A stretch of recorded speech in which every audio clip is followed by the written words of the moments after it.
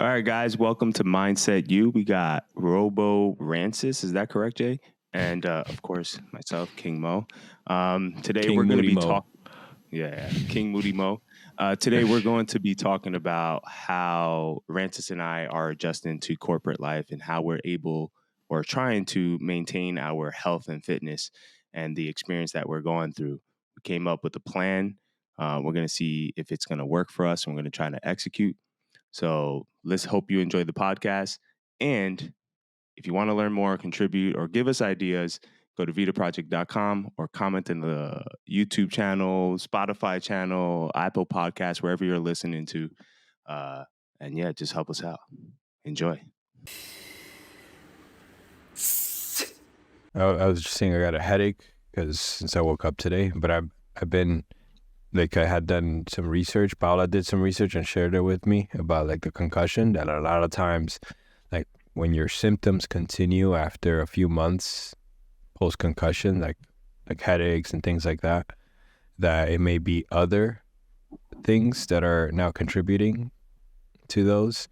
So when you get hit in the head, a lot of times you get obviously your head gets jarred. So when the brain and the skull starts healing, but you're still having headaches, a lot of times it's because the damage actually happened to the neck. So the neck is causing the headache. And remember how I was having nonstop headache for most of the year? Yeah. When we read this, Paola started massaging me my neck on a nightly basis, and my headaches almost went away entirely. So then today I have this massive headache, and the first thing I do is I go touch the areas of my neck, and it's inflamed sore. So it's the correlation there is strong. Got it. With that being said, I was thinking about topic for today being health and fitness and all of that. Oh shit! I don't even know if I'm qualified to speak about that anymore. Well, that's actually the point, because for me, I feel like the most unhealthy. Yeah. It's that corporate life. Yeah. So I think that's a good angle, right? In the sense of the life change, trying to keep this into the life. I know you've been kind of figuring out avenues for that. So yeah, what do you think? I just don't sleep. Just work out when nobody else is working out, which is at 2 a.m. And that's it. That's a solution. So just know you're gonna die a little bit earlier. No, I'm playing. All right, so gonna die a little bit earlier. Your soul's been taken. When I started the corporate job, I wasn't having a problem with this. I was still keeping up with my routine and everything. But as you know, when I started the corporate job, I had the concussion and still dealing with that.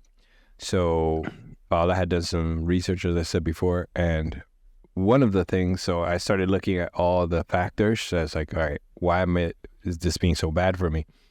And one of the factors was sleep.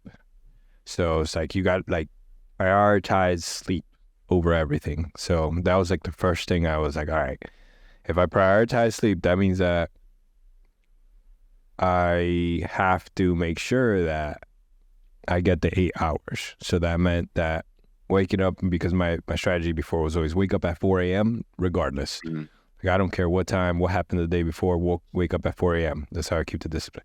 So now it's all right, now the discipline is get minimum of 8 hours of sleep. That shifts everything. So then that 4 a.m. kind of went out the window because I have to prioritize sleep, and it had a big impact. It's cognitively, I'm much sharper. The headache also decreased from that element. So then I was all right, I'm not going to force myself to wake up at 4 a.m. if I'm not getting the appropriate nighttime sleep, which obviously working later, right? I wouldn't log off till 7 p.m. on most days, especially through December. And then after that, we have dinner as a family, all that stuff, and then after that it's like time to wind down. I wouldn't get to bed till 9:30, 10 o'clock, and then I'll be in bed for another 2 hours just staring in the ceiling. So I still wouldn't get 8 hours, but I made sure I was getting more. So then that meant that my morning routine went out the window. I'm no longer working out in the morning, no longer running, no longer doing my pull-ups, as well as, the shoulder pain that made it very limiting of what I could do. So I just ended up, and it's been like a month and I haven't been doing much. So That sucks.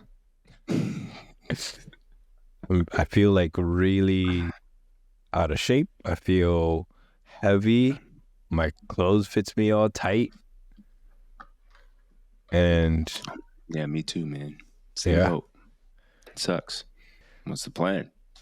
So I've been thinking about that a lot. And that's why I was like, I want to talk to you, because I know you've been proactive about finding solutions, and you got similar issues in terms of injuries that always stop you from continuing your programs. So you've been proactive on finding a solution to that. You're going to see, what's his name? Dr. Nick, the Manual Man. Yeah, the on Manual Instagram. Shop. Yeah, Instagram. Yeah, it's So been pretty interesting. Yeah, so I wanted to ask you about like that proactive approach and how you came to like, hey, this is something I need to invest in, and then what you're doing in the overall fitness nutrition element to kind of find your bearings again. So I think there's different variables that I'm struggling with. Obviously, as everyone who listens to this podcast understands, that now in corporate life, that's really changed a lot of things. One is I was going to say, for those who don't listen, who this is the first episode, let's tell them a little bit about like what that history is for us.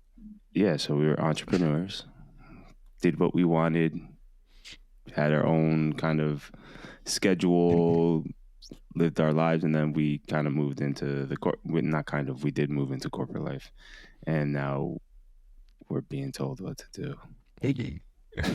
Also, so the other element of that, we were entrepreneurs in the health and wellness mindset industry.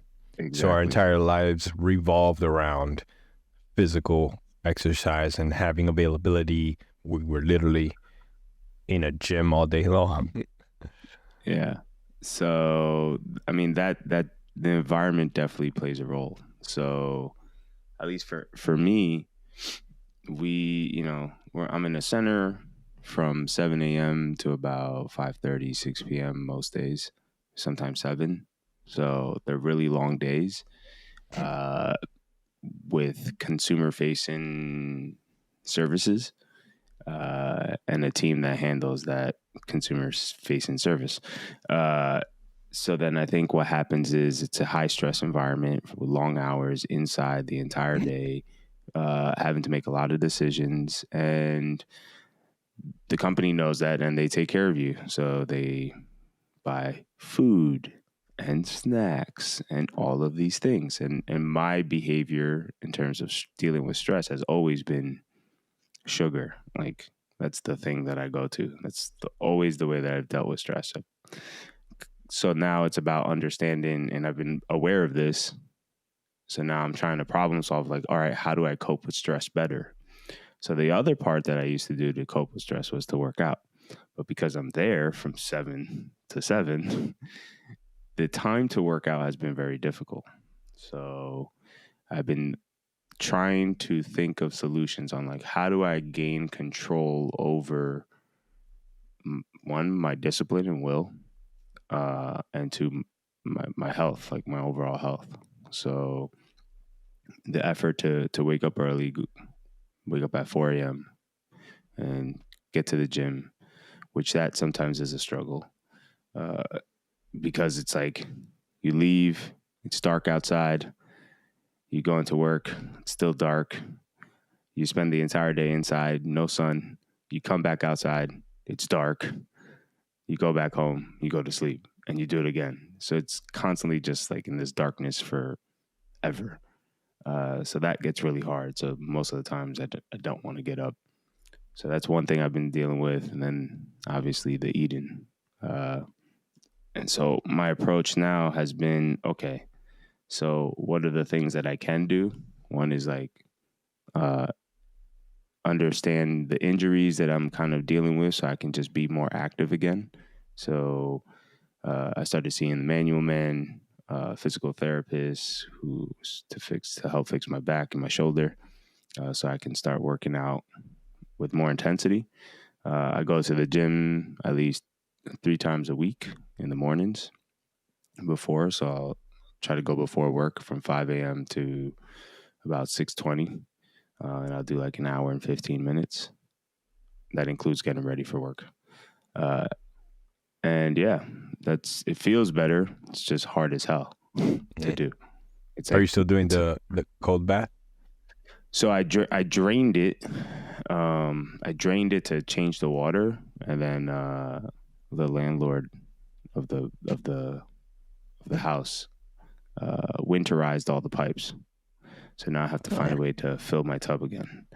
So my plan this week is to I have 5-gallon jugs empty right now. It's gonna fill them up with water and it'll take me about 20 jugs, I calculated, because it's 100 gallons.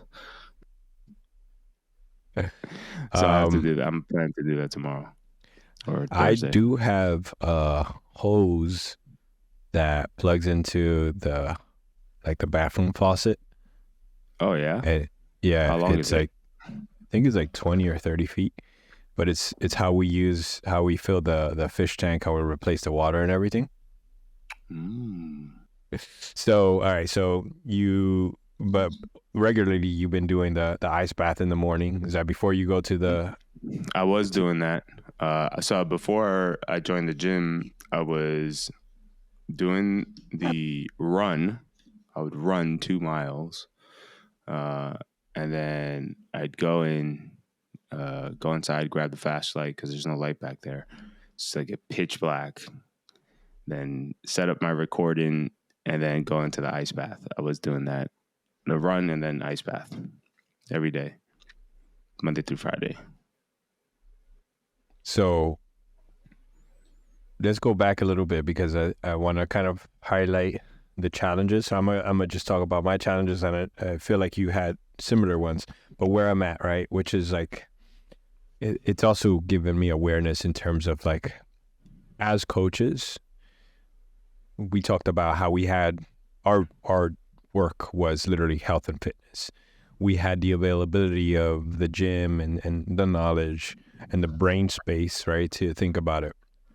So in this regard now, I feel like I'm having like internal challenges with like, how many people I used to coach and be like, yo, you got to find a way. Doesn't matter how your job is and so on and so forth. And I was like, oh, now I'm using this excuse, Mm-hmm. So that's kind of a uphill battle right there.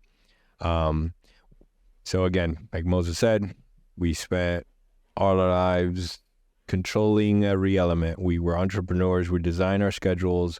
We wanted to develop ourselves in order to lead from the front. So after starting this corporate job, now we abide by already existing schedules, and we have to do what we have to do for our role. And that's been a big shift. For me, I feel like, Moses, you had the past experience of having that.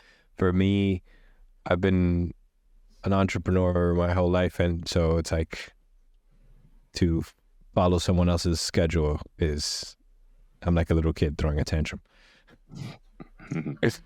But with that, my role looks more like I'm in front of a computer all day long. I'm in front of this computer doing work all day long, and it's like I have a regional position, so I'm managing a bunch of different centers and a bunch of different people in those centers. So there's communication with all of them all day long, communication with my coworkers that are also in the regional positions, and I'm basically like stuck on the computer. Okay, run out to the bathroom and it's like, oh, I got to get back to this because something is going on. So a lot of sitting. I mean, I have a standing desk, so I go up and down. But that's physical activity. That's the most that I'm getting. I tried for a while to, like, every time I walk to the bathroom or to the kitchen, like, do lunges across the house, and quickly you forget because you're like, oh, I'm thinking about this, thinking about that. So like that's the part where I'm jealous of Moses because he's on his feet all day long walking around, and I do like 10,000 steps. Yeah, I'm freaking in front of the computer. Like, and what pisses me off is like a lot of times, like Paola and I walk in the morning to go get coffee. We walk up the hill, and that would be at least some physical activity. And now, like at least for December, I would start so early and be on calls back to back to back where I wouldn't have the time to even be able to go. Be like, yeah, I'll go with you. Oh, I got to get on another call, another go. And then by noon, it's like we still haven't gotten coffee because she's been waiting on me. So that's been like frustrating. So no physical activity. Then when it comes to nutrition, again, no thought process behind it. Like we have our food at home, but we have very little time. So it's like a lot of ordering out and stuff like that. Because kids are like, they come home, I'm hungry. We haven't eaten all day either. So let's just order something because we have to keep working. The kids are hungry. We're hungry. Just order while we work. So all of that seems to have gone completely haywire for me. And now I'm feeling like crap. Like physically, I feel heavy. I feel slow. And even like my overall energy levels are, and that's been not fun. Hey guys, if you're enjoying this podcast, please subscribe, like below, comment, let us know your thoughts, and continue to enjoy.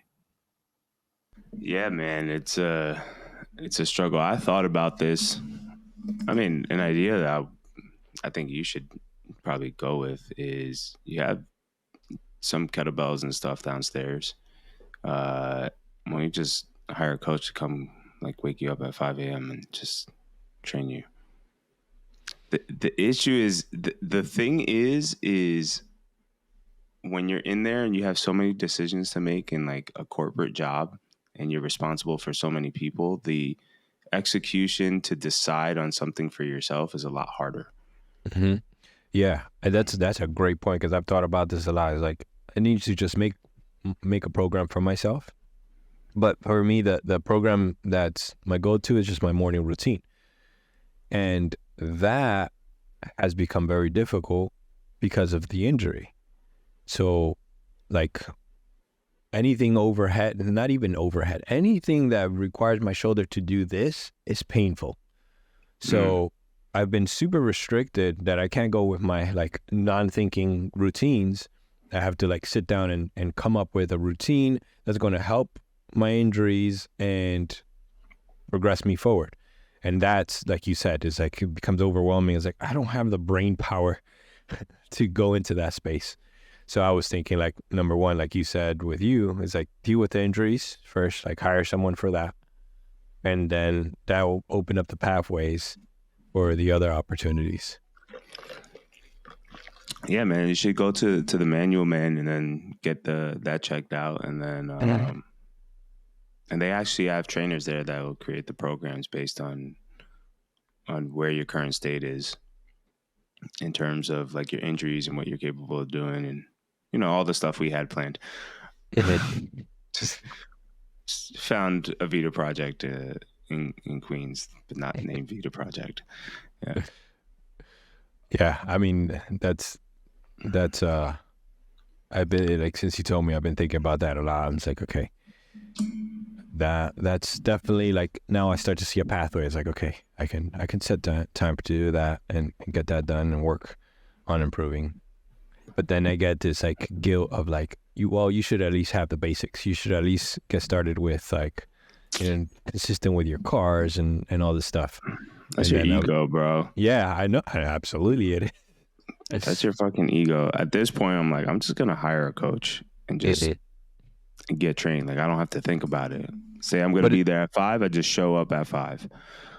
But it's ego in the sense of like, I identify myself with discipline. So if I'm going to hire someone, they're going to give me what to do. I need to have the discipline to do it. So then I'm like, even the basics that I don't have to think about, I can just execute, I'm not doing. So yeah, but that's because you're what I'm saying is, like, there's a gym up the block from you, right? If you tell your trainer you're going to be there at 5, are you not going to show up at 5? yeah, Yeah, you'll show up. So there's nothing to think about. It's just show up. Just fucking show up. Don't. You got to be the client now. Yeah, that's hard. Yeah, I know. That's hard. That's the hard part. So it's more like be the client. It's like, you know, I went to the manual man and I have FRC in my head. And like, hey, this is my whole thought process. And he's telling me about PRI. And I'm like, this is bullshit. And you got to take a learner's mindset and you got to take a back seat now. Yeah. You're not the coach. So at this point, I think it's about finding a place. I saw up the block from you. There's a, what is it, 5-10 minute walk. There's a gym right next to your house. Oh, the personal training a little one? small, a little small one. Yeah, right next to the. Yeah, just go there and be like, hey, I need a trainer 3 times a week.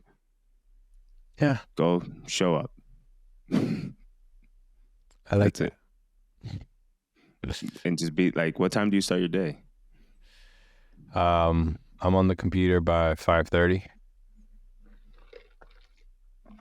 So it'd be like, can you do 4:30? What do you have to be on the computer by 5:30? What time does the day start? Like what time? I'm on salary, so I'm not. I'm not per hour. There's not a start time. It's more so the task I have to get done. So, for example, 5:30 because I have to send emails out, but I need to go out by 6 a.m. So I need to get all the data to put those emails together by 5:30. So then what I would suggest is find a way to become efficient there so that you don't have to be on at 5:30. And then you can use that morning time to go and do your thing. I started at 5. It used to take me a full hour. Now I've become more efficient. It's only taking me half hour, but I'm still working on that. I'm looking at, the way I did that was created a spreadsheet that connects to these other sheets. So that now half the information gets uploaded automatically for me when someone else is doing that work. So that's how I cut half an hour from there. But yeah, it's definitely, as I learn more. When does that information have to be done by? By 6, you said? Yeah, the emails have to be out by 6. But the issue is, this is the challenge. Power BI for work. So it's a software that we use that kind of puts all the numbers together. That doesn't update. It's supposed to update at 5 in the morning. But a lot of times it's super late. 5:30, 5:40. So I have to wait for those numbers to update to be able to send. So it becomes this really like annoying, out of my control thing that I'm just waiting for. But yeah, that's part of the little nuances of it. But if I can figure out ways to improve that, make it more efficient, I think, I get more of my control. It's like the 8 hours to sharpen an axe. Yeah, man, just get a trainer. That's what I'm going to do. Yeah. Get a trainer, and then when I build my gym in the house, I'm just going to hire the trainer to come to my house. Yeah. That's it. Yeah. That's and I noticed myself also thinking of that, like, when I have my gym inside my house, I was like, what? I'm not going to wait, however long that's going to take before I start moving forward. That's stupid. Yeah, man. It is stupid.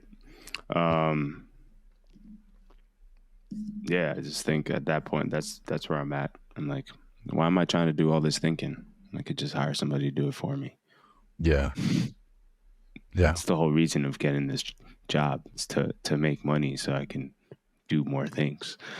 Yeah. You're right. Just make money to do more things. I'm like, why am I going to I'm going to solve my own injuries because I learned some shit a couple years ago. I'm like, fuck out of here, bro. Just go to somebody that knows more than I do. That's right.